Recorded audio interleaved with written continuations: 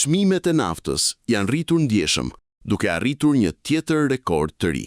Në orët e para të mëngjesit, nafta e papërpunuar Brent ka kaluar pragun e $125 për fuqi. Kjo rritje vjen vetëm një ditë pasi çmimi kishte arritur në $119.71, niveli më i lartë deri më sot. Për krahasim, përpara shpërthimit të konfliktit në fund të shkurtit, Brent tregtovej rreth $70 për fuqi.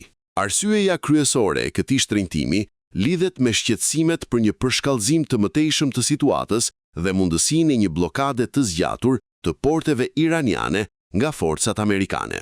Në të njëjtën kohë, ngushtica e Hormuzit, një prej rrugëve më të rëndësishme të transportit detar të naftës, vazhdon të jetë kryesisht e mbyllur. Tregjet globale të energjisë janë përfshirë nga pasiguria këtë javë, ndërsa SBA-t duket se synojnë të mbajnë në fuqi blokadën detare ndaj Iranit. Nga ana tjetër, Irani ka reaguar duke kufizuar kalimin e cisternave të tjera në këtë ngushticë strategjike. Ndërkohë, bisedimet e planifikuara mes SBA-s dhe Iranit në Islamabad nuk u zhvilluan, duke lënë situatën në një ngërç të vazhdueshëm. Deklaratat e fundit nga presidenti amerikan Donald Trump sugjerojnë një qëndrim të ashpër ndaj Iranit, duke paralajmëruar se masat aktuale mund të zgjasin për një periudhë të gjatë nëse konsiderohet e nevojshme.